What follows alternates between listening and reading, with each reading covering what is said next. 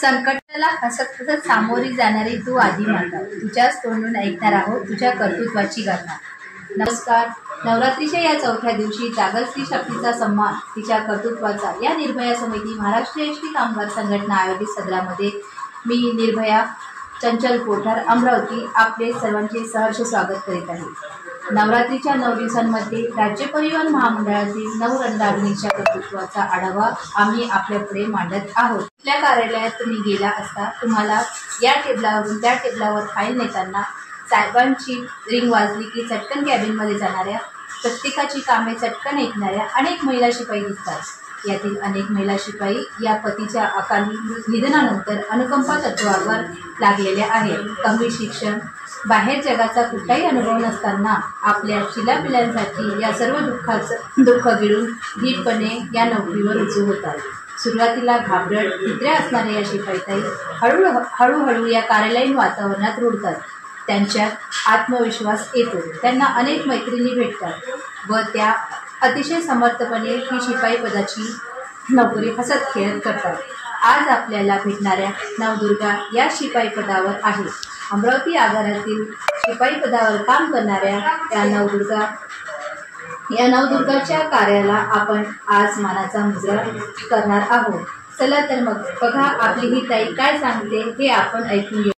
आज ताई नमस्कार, मी मीना बाबाराव डोंगरदिवे शिपाई या पदावर मी एसटी मध्ये काम करत आहे आणि माझं शिक्षण 7वा वर्ग झालेला आहे आणि त्याच्यानंतर माझे मिस्टर 1998 मध्ये वारले आणि मी 2006 मध्ये कामगिरीवर रुजू झाले आणि त्याच्यानंतर माझे लहान मुलं असल्यामुळे मला कामगिरी करणे गरजेचं होते। नोकरीची मला आवश्यकता होती, कारण माझ्या मुलांचं शिक्षण, त्यांचा खर्च पाणी, औषधं आहेत, काही दवाखाने आहेत, याच्यासाठी मला कोणाचा सहारा नसल्यामुळे मला नोकरी करावीच लागली आणि त्याच्यानंतर मी नोकरीवर रुजू झाल्यानंतर मला काही कामगिरी जमत नव्हती।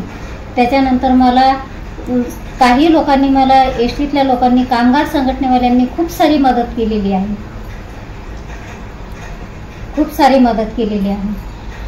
आणि मी घराच्या बाहेर पडली, नोकरीसाठी हिंमत बांधली, अशाच माझ्यासारख्या सर्व महिलांनी अशीच हिंमत बांधून घराच्या बाहेर पडावे। एसटी महामंडळमध्येच नव्हे तर दुसऱ्या कार्यालयामध्ये कुठेही रुजू झाल्या तरी हिमतीनं कामगिरी आपली पूर्ण करण्यात यावी। आज ताईचे अनुभव ऐकल्यावर आपलेही डोळे पाणावले। खरे तर अर्ध्यावर संसाराचा डाव मोडलेला असताना पुन्हा सावरत ही आयुष्याची लढाई लढणारी ही आजची नवदुर्गा फक्त एकच सांगू इच्छिते, मोडून पडला संसार तरी मोडला नाही कणा, पाठीवरती हात ठेवून फक्त लढ म्हणा। जय माता दी।